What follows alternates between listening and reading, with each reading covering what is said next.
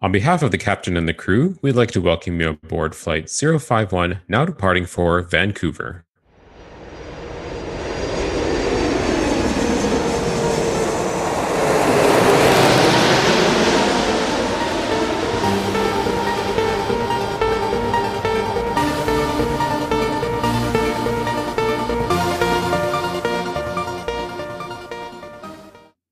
Thank you for listening to us today.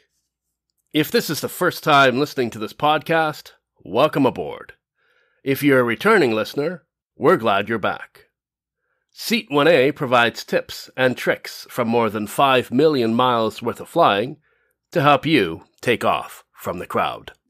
In today's episode, recorded on September 12th, 2021, we're going to take a look at my most recent trip back from Tokyo, Japan, back to Vancouver, Canada. Welcome back, Vinod, on here the 12th of September. Welcome back to Canada. So we talked to you when you were overlooking runways at Haneda Airport. How was the flight back from Narita? Yeah, so obviously I was there, as part of a certain function to work for the Olympic Games, which was an interesting and challenging experience. On the 9th of August, I was scheduled to fly back home. 9th of August is a special day because it's the day after the closing ceremonies. And what that means, it's probably one of the busiest days for Olympic-related travel. So quite a cool experience. A few twists and turns that came along the way. So I haven't even reached the airport and things start to pique my interest. So I was on an Air Canada flight. Like from traffic itself was okay. Yeah, as a general whole. I mean, during this current period, traffic in general in Tokyo is, eased off quite a bit. So I was departing out of Narita Terminal 1 on an Air Canada flight. The curbside for Narita is basically a large horseshoe shape physical layout. And the Air Canada check-in area is at, I don't know what the exact letters, but let's just say it's at A, which is the first end of the horseshoe. With Olympic operations, they take over the curbside and have to get everything sorted out. So as we drove in, and I'm in a passenger van with a driver, not on a bus or anything. Well, all the athletes are also departing on this day as well. So that made things a bit more hectic. And were they in coaches or were they? Yeah, they all come in like large motor coaches. So the first half of the horseshoe was motor coach drop-off zone. So we get whisked along. And it ended up getting dropped at the other end of the horseshoe. Oh, no. Yeah, because that's where the smaller vehicles go. Instead of A, you're at Z? Pretty much. Yeah. Now, when you go and work games and you travel abroad, you end up coming home with a bit more luggage than you arrived with. So, as you've mentioned in previous experiences. Yeah, that's right. So I had 3 very full bags and carry-on, etc. So that's fine. It all fit on the cart.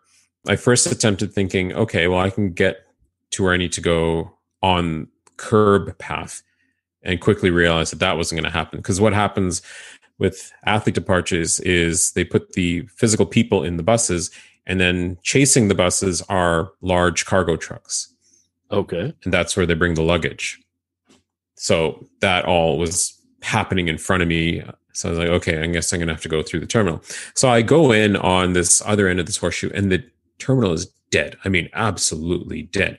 And I kind of looked around and I was like, well, okay, this is expected. What airlines? And it was majority like where I happened to walk in the door was the Chinese carriers. So it was like China Southern and China Eastern. And not to my surprise, there was little to no traffic. So I thought, okay, this is no problem. I can push my cart of mountain of bags and get to the other end. As I reached the midway point of this horseshoe structure, I felt like I just walked into a Christmas movie. It was like December the 23rd or 24th. It was like December, yeah, or like U.S. Thanksgiving. Yeah, kind of. It was insane, and it was like a wall of people in queues. I was like, "What is happening?" I haven't seen this many people at an airport in. Yeah. Well, exactly. That was exactly what went through my mind. I mean, yes, I got through, but what I had stumbled upon was the check-in lines for the United Airlines flights, and subsequently Team USA was all checking in right around this time. So you have a whole bunch of athletes, and they have all their equipment, their bags, and depending on their sport, they have bags of equipment.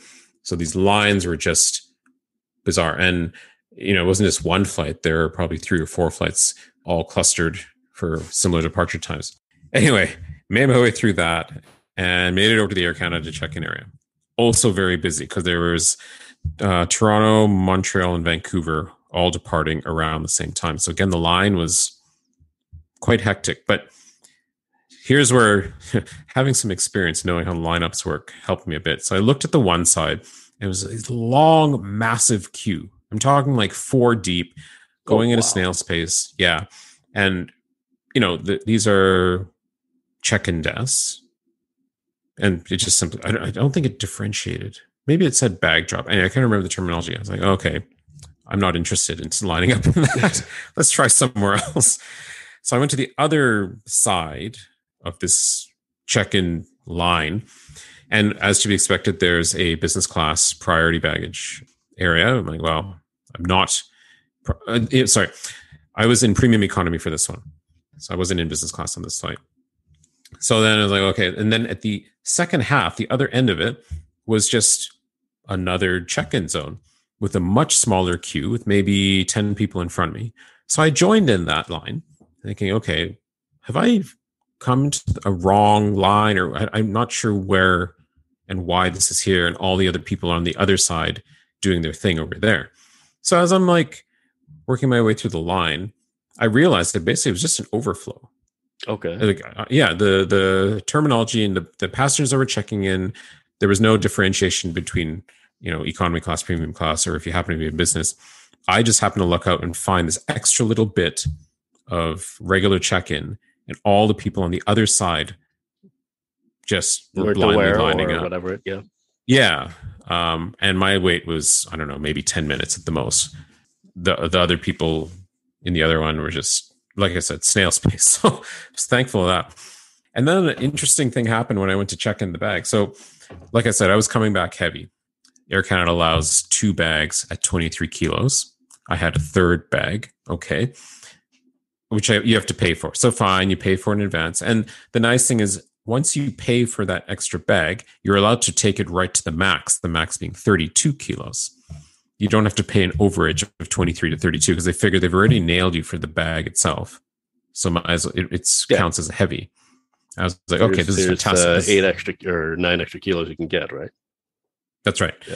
So I packed one bag. One of my bags is definitely at like 23 or so. I packed another one right to the 32. And then in the final days of departure, I was struggling. I was like, oh, man, my third bag, I'm trying to keep it under 23. And if they nail me at the airport, if they notice and I have to pay, then so be it. There's nothing, I physically have nowhere else I've maxed out my carry-ons. Like, that's it, I'm done. So I put the bags on. I put the 23 first. Yeah, no problem. I then put my 32 kilogram bag on the scale. And for whatever reason, and I'm 100%, I'm quite sure it was placed the way it should have been. Yeah. The readout said like 23. Okay. And then she just advanced it and it went along. So either the wheel was stuck on something or something was making this bag appear to be very light. So she moves it along, and I put the third bag, which is my unexpected overage bag. So let's say it's like, the 26 kilo one. And she says, oh, okay. You have to pay for excess baggage. I'm like, yes, I did. Here's my receipt. She's like, oh, okay, you're good. And that was the end of it. All right. So I basically snuck on a excess baggage weight without even realizing it and without the agent realizing it. And mum's the word. Yeah. So that was a good start. I had to show proof of negative COVID test, of course, and just the usual procedures. Off to the gate. So then go through security, standard, all is fine. Narita security is easy for the most part. And then you descend to the next layer underneath, and then you go through departure immigration. Straightforward, scan. I'm trying to think if there was a human body that I dealt with. I don't think so. I think it was all virtual. Scan boarding card. In the passport, you have a QR code, and that basically acts as your stamp. Okay. I stuck in. So you just scan it and bang, you're out into your sort of duty-free zone. So fine. And then I wanted to buy a few bits and bobs from the shops. And that was the next hilarious part, is that these shops were ram-packed. Of everybody wanting to buy stuff because they couldn't when they were in the athletes' village? Exactly. All these poor athletes were never allowed to go out and get their souvenirs or just experience anything local. So here the poor sods were raiding the duty-free stores to bring stuff home because it was their one chance. It was great. It was like Christmas shopping at duty-free. Like every store was packed, and people are buying their things and probably paying a lot more, but you know what? It was the only chance. Yeah, and the duty-free shops are like, we didn't make the money last year. Well, we've just made 125% back this year. Yeah. There was only one sort of food outlet serving proper hot food, and the thing was lined up to the max. So these athletes have been brought in like hours ahead, like 5-6 hours ahead of their flight. They leave their accommodation that early and have to go on buses and process and procedure. And this is just so that there's no room for error. Like they're not going to miss the flight. So then I proceed down to the, no. So I do my shopping and then I go down to the gate area. And like I mentioned before, they cluster flights in certain zones. So all the Air Canada flights are basically within like a similar gate area of each other. So, I mean, mine was out of 37. I think probably Toronto was at 35 and Montreal maybe was out at 32 or something like this. And then the United flights were also in the same zone. So basically put the Star Alliance into one entire wing. The problem with this is all the people that I saw at check-in are now all descending into the hold room, or hold area. Into the hold room, yeah. But they're all friends. They all want to say goodbye to each other and hang out. So it got hectic and busy really fast. Like really fast. To the point where there were no seats left, which is fine. I mean, airports, that's what happens. The problem is the PA announcement system was nowhere near loud enough to be able to be heard over the hum and the hubbub of all the excited athletes and their people and everyone kind of saying their goodbyes or whatever it may be. So it was really a struggle to hear. And then you also have English as a second language announcements coming over the PA. You're not quite sure exactly what's going on anywhere at any point. So then I saw the plane pull up, my flight. I saw the aircraft, a Dreamliner pulls in. I'm like, okay, very good. But then, our departure time was, I think, 16:20. It's now 1600. The crew hasn't even boarded yet. You can see the crew also hanging out. Oh, boy. Yeah. So I was like, uh-oh, delay. And finally, they came out and announced that the inbound flight, was full of Paralympic athletes coming in, and they were all going through the same process that I had been through 1 month prior. So they were all having to be sorted out, and it just a long delay for COVID processing, essentially. Right. Yeah. And this is happening with every flight. So essentially, long story short, almost every flight was delayed, and all these delay announcements were trying to be read over the system. Like it was all just getting all muddled up. Finally, they put it digitally on the screen that my flight was going to have a 45-minute or maybe 1 hour delay. I was like, okay, now I got some hard information.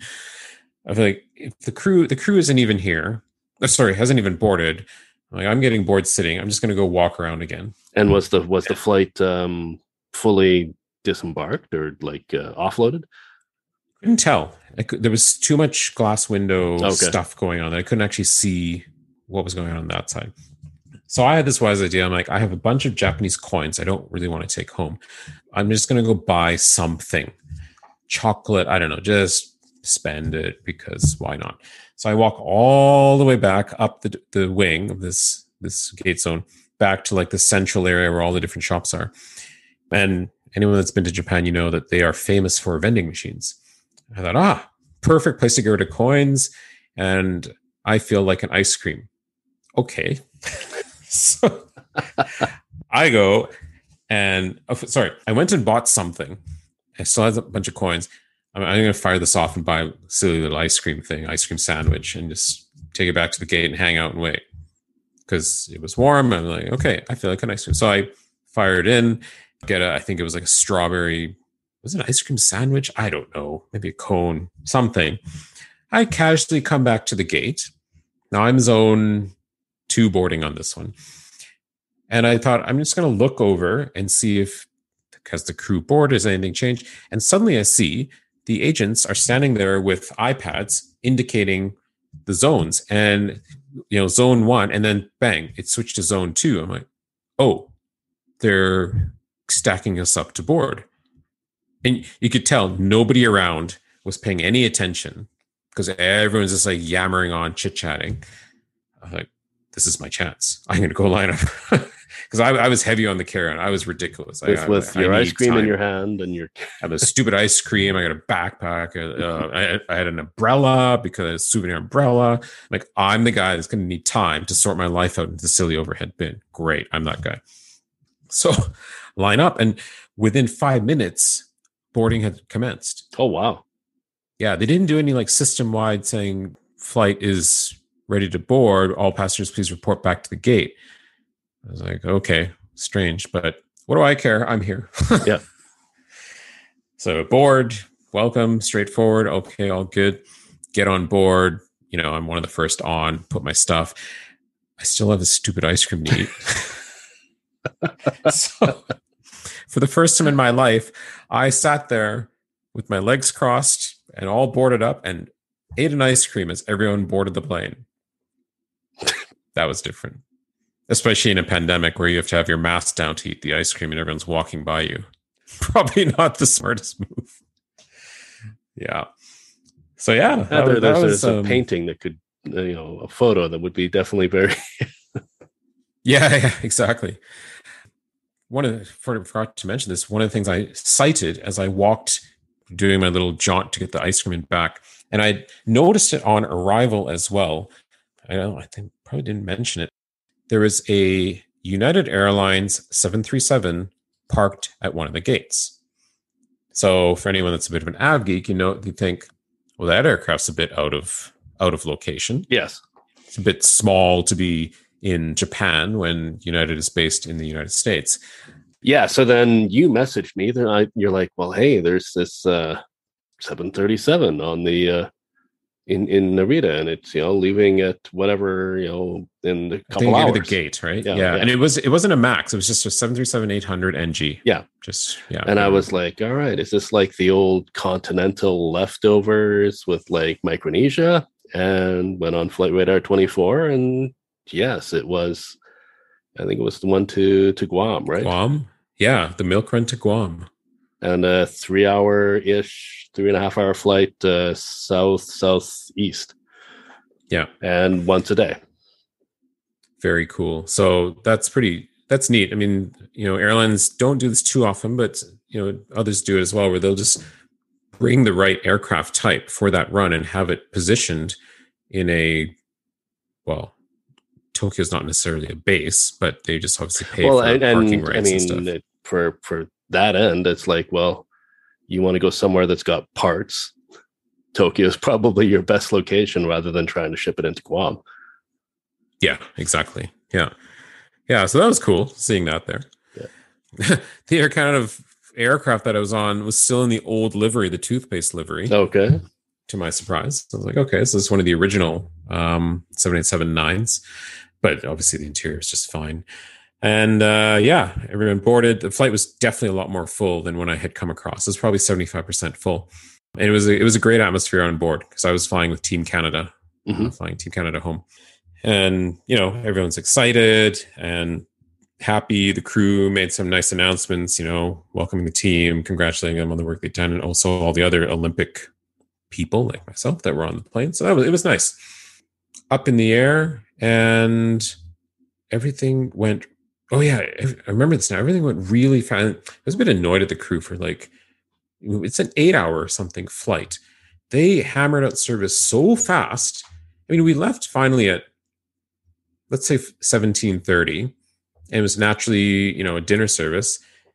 I remember I always change on a long haul flight. So as soon as seatbelt sign goes off, grab my kit, go bathroom, change, come back. In that time, they already run through with drink service. Oh, wow. Yeah. So they had to come and catch up on me, ask me what I'd like. I'm like, so I told them, and bring the drink, bring the pretzels. I remember, so I ordered an alcoholic drink with the mini, which was different because remember, On your outbound flight, you couldn't get minis or any hard alcohol. Yeah. So they were starting to open up service, which was nice. I just mixed the drink. I was just about to open the pretzel, and they come out with the meal service already. Wow. Like I hadn't even had a chance to eat the silly pretzel. So like literally they're having like meal service out in like 40 minutes at the absolute most from pushback. If that, yeah. Now I was in premium economy. I was in the first bulkhead row. So I was like the second person to be served because there was one lady at the window and I was next in. They had taken a pre-order of what we want. So the premium economy, you get a menu and, chicken or beef and you indicate. So they already knew what I wanted. But I was like, come on, I haven't even a chance to like have your sort of appetizer. Chill in and have your aperitif or something. Yeah. And now she's standing there with this whole tray. I'm like scrambling to like get the full tray out, like hang on to the stupid pretzel, my empty drink mix can, my empty miniature, and my cocktail.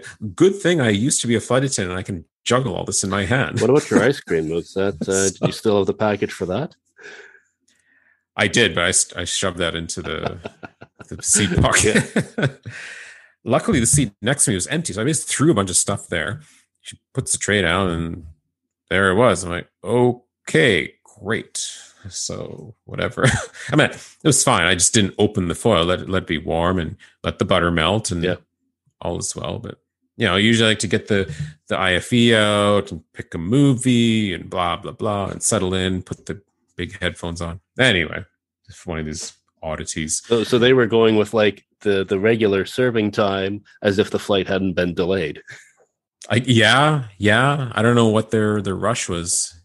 It was strange, but to each their own. Some crews do these things, and it naturally became a night flight. And I actually slept pretty good on that flight, as I do in most flights. And then into Vancouver, breakfast service, standard thing. I kind of took a peek at what was happening in business class. Because your Vancouver flight, like it landed around what 10 or 9 or 10 in the morning. It exactly right. It was scheduled for like 9:20, and it was a small delay. It was like just before 10 exactly. So yeah, business class was a much more elevated experience than when I'd come in. I could tell, I could see everything going on in there. I was like, okay, things are coming back, which was nice to see. Yeah. Right. The crew were still running around in their full on protective gear and doing that, but the service levels were increased. So smooth, great flight, no issues. And into Vancouver, off the plane. So coming into Canada, you still have to go through some hoops for COVID stuff. If you're vaccinated, if you're not, depending on what country you're landing from. So without having to go into too much personal information, land and you go through your passport stuff as per normal. Visitors, what do you call it? Non-visitors? No. Residents. Thank you. And in Canada, at least in the major airports, we have the machines that scan your passport and you print out, you do your declaration there. Then you reach a live agent who just does a cursory check and maybe asks a couple more questions. So in mine, okay, can we see your negative test? Yeah. Okay. Ask me some vaccination stuff. Okay.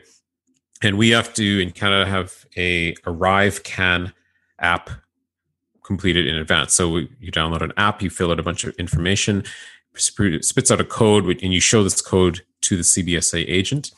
They then do what they do. So based on that, determines if you have to follow certain procedures or not. So fine. Canada does not have a hard quarantine at hotel anymore if you're double vaccinated. So they dropped that a couple months ago. Mm-hmm.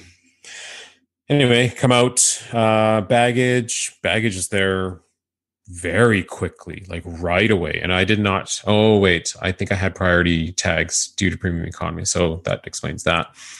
And then things got interesting. So you leave the customs hall and you get shunted into an A and a B line. And there's no explanation. There's no indication as to what A and B lines are for. And is that when you pick yourself, or did somebody just tell you pick A, pick No, B? the customs agent told me to, so sent me into this beeline. And then you get to the end, and again, now there's another deviation point, and there's airport volunteers are saying, have you registered for your test or not? Now, in my circumstance, I'm exempt from the test. So there's a lot of confusion going on. I'm like, well, no, because I'm exempt. I was like, oh, well, so no, so go there. And basically you're required to have a test. So the next part of this was a lot of confusion, having to find someone to track down and discuss. And, probably can't get into too much of that, but you eventually leave, the secure zone, and then you're either going for your COVID test or you're going straight out into public. Mm-hmm. And I was eligible to go straight to public, and you just kind of have a straight shot, and then you're out. But the whole area was extremely confusing, and it didn't line up with what was on the government website, what was on the airline website, what was told by the agent. And the airport website? Or I don't actually looked at the airport website specifically. Good point. And then, the crew, there was a whole line that they typically go to. Some crew were going there, some were going the others. It was just a bit of a dog's breakfast, shall we say? Yeah, fair enough. Yeah. Anyway, you come out and that's it. You're back in the public. And that was arrival. So yeah, that was the whole process. Could have been smoother. And, I've caught up with some other colleagues from Canada that have arrived recently, and two of them said they were out within 5 minutes. Oh, wow. So I have a feeling things have gotten more efficient. Okay. Over there. So is it the same at other airports? Were colleagues in Vancouver, or were the other Canadian? They were Vancouver based. Okay. Yeah. I have a friend coming on September 25th from Heathrow inbound. Mm-hmm. He's on his way to Calgary, and he's going to be doing a connection along transit. So I'm going to be meeting him. So I'm going to find out from him as to exactly what the experience is coming in again, because it seems like it's evolving and changing depending on the rules and restrictions. So yeah, let's see what he reports. Yeah, there you go. Yeah. The one unique thing is that usually in this sort of semi-secure zone after customs is a transfer desk. So if you're connecting, you have to pick up your bags, transfer them. But some airports will auto-connect them, and some airports don't. Okay. So Vancouver auto-connects your bags. So if you're coming from an international, connecting to domestic, one of the major carriers, your bags connect through. You just physically leave secure area, go back upstairs, go to the domestic area, and go back through domestic security. Unless you're flying to the U.S. Unless you're flying to the U.S., exactly. Now, in this case, this friend is he's dropping a bunch of stuff off for me. Some UK treats. He stopped at the shop to pick up some... Yeah, basically the list I gave him. So nice. And in on BA or? Air Canada. Okay. So he said, well, how am I supposed to bring you stuff? What's the easiest way? Like, if he's trying to avoid jamming it all into the carry-on, because that's just going to get a bit insane. I'm like, well, if you can put in the check, but in Vancouver, they auto check. So what he needs to do is he needs to tell the agent that he's checking in with at Heathrow to not through check the bags, check them only to YVR, and then do a traditional claim. Okay. Leave the customs area. So essentially, he's only going to get like the YVR tag, and then he has to go do it again and get like the Calgary tag. Yeah. So he's going to give me my stuff, and then we're going to walk over to domestic to the check-in desk or bag drop, get retagged, and then good to go. That's the theory. So I hope our information is valid and good, and it all works out. Otherwise, said things. If he's returning, then I guess by Vancouver. If he doesn't make it, I won't have my tea. Is he returning via? No, he's going direct. Oh, okay. Yeah. Otherwise, it's like, yeah, there's a box on your doorstep. Yeah, exactly. So, so that was what it was like coming back. It was busy and hectic. I was kind of used to the busyness on that side of the globe and being in an airport with that many people.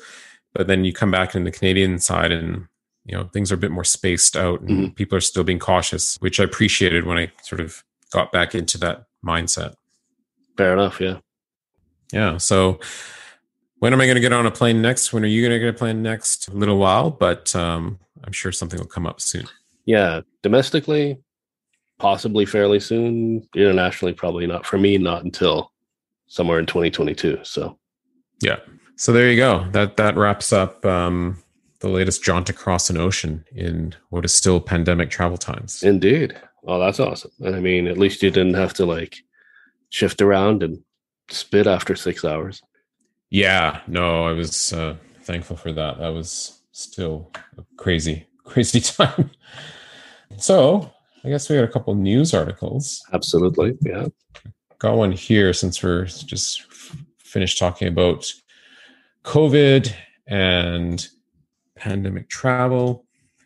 So we have an article here from Simple Flying. Headline is Miami becomes first U.S. airport to test COVID-19 detector dogs. Okay. Okay. So apparently they're going to they're doing a trial, 30-day trial. They have 2 of these sniffer dogs to detect if a passenger or an airport worker might have COVID-19. I had seen a news about this. I thought they were so I guess it's a different type of smell or something or tracking. So yeah, so one is a Belgian Malinois, another one is a Dutch Shepherd, and these dogs have been trained to detect with a 96 to 99% accuracy rate. Well, so I guess if someone is giving off something, I never knew that COVID-19 you could be giving off. I guess it's in the person's breath or sweat because due to the metabolic changes, they produce VOCs, and this comes out in your breath or your sweat, and a dog can be trained to pick this up. So, wow. Okay. Are there other cities that that they say it's effectively running in right now? Looks like Dubai has been doing this, and Helsinki, Vantaa, and Islamabad. Interesting. All right. Yeah, so I'll be curious to see where that goes. Yeah. I mean, we've got the sniffer dogs for drugs. We got the sniffer dogs for food that people have put into their bags. Now there's a COVID-19 sniffer dog. Exactly. Yeah. Cool. You were mentioning, dropping bags and leaving stuff and, all the things that go on there, and seeing here that Heathrow, I'm not sure if all of the terminals, like how things were going. It's been a while since I've been in Heathrow, but essentially Amadeus, the sort of the travel booking and tour travel company, they're trialing auto bag drops at Heathrow. So essentially they're checking it in, and since you're talking about checking it through or checking it all the way, I mean, not sure how that's going to work with the auto bag drops, but giving the opportunity there to have touchless interactions kind of thing. So Amadeus contactless solution sees an infrared proximity scanners installed on the top edge of the bag drop screen, which detects the passenger's finger as far as 3 centimeters from the screen surface. So you don't even need to touch the surface there. And then, so they're looking to bring, the quote is from Heathrow Process Improvement Director, Mark Burgess. We're preparing to welcome back more travelers by looking for new and innovative technologies that will help to ensure the passenger experience remains safe and efficient in a post-COVID-19 world. So this is true physical contactless, not just automated, but so actual physical contact. Because automated's been around for a long time. Exactly. That's so it looks like here, so ICM Airport Technics, they had supplied more than 270 auto bag drop units to Heathrow since 2016, but it looks like these are sort of the first touchless ones there. So interesting. That just reminded me, when I was in Tokyo, I went to a shop and bought, it was a clothing shop, picked up a few things, and I went through a really cool checkout process. It was contactless in terms of there was no agent, there was no human being there, like to do the transaction. So you walk up to this machine, and there's like this sort of bin section. So you dump all your stuff inside, hangers and all. Okay. You don't have to fold it; you just dump it all in, and then the machine just reads it all and says, "Great," and it scans everything. The itemized list and and then you just choose your method of payment, which you can tap or whatever. I mean, if you want to touch and put in your PIN, I guess you have to touch. But otherwise, yeah, you just tap and then you take all the stuff and you go over to the bagging area where you can dump the hangers and all that stuff. Oh, wow. So similar kind of technology, like this, just reading everything, sensing it all. It's very cool. RFID very, very on the slick. hangers or something, or RFID on Must be something, yeah, or something on the clothes. Yeah, it was cool. Cool. Yeah. And our last article, shifting gears a little bit. Yeah. This is a great one. We all know Brazilians value beauty. So Gol, which is a Brazilian carrier, has been made to pay for the female employees' cosmetics. Oh, okay. Yeah, a Brazilian court has ordered Gol Linhas Aéreas, which is the name of the airline, to cover the cosmetics for cabin crew and airport staff. So literally paying for their makeup. Well, yeah, $42 a month in compensation they get. And I guess, the airline orders, well, I don't know if the word orders is right, but bulk requires. Buys? Oh, okay, yeah. They require the flight attendants to be of a certain look. Yeah. So I think the cabin crew union took this to the court saying, well, if you're requiring this, then you got to pay. Interesting that it's also, well, I mean, Huge. the airport staff, that's like the Gol airport staff, right? Yes. Okay. Yeah, not the ground handlers. Good point. I mean, this goes into gender discrimination and on and on and on. So that's a whole hornet's nest sitting there right there. Well, and I was also thinking it's like, interesting. Got like something different, like third party companies handling, Gol booking or flights. I mean, like Menzies. Yeah, like where do you draw the line? Yeah, exactly. So cool. So there's that. Awesome. If you liked this podcast experience, be sure to rate us and subscribe. Tell your friends and fellow travelers about us. Make sure you visit us at podcast.seat1a.org for complete show notes. That's Sierra Echo Alpha Tango, the number 1 alpha.org. Feedback, addenda, letting us know where we've messed up. You can send all of that to stories, STORIES, at seat1a.org. If you'd like to support the show financially, we have a page at Patreon, patreon.com/seat1a. Links are included in the show notes. So here's what you can look forward to in upcoming Seat 1A podcast experiences. We're going to take a look at smoking on planes, wayfinding in airports, and the curbside experiences. As always, we'd love to hear from you. And if you have had any crazy travel experiences you'd like us to discuss or analyze, please send us a message. So until the next time, I'm Jeff. Thanks for listening. And I'm Vinod. You're cleared for takeoff. Have a great flight.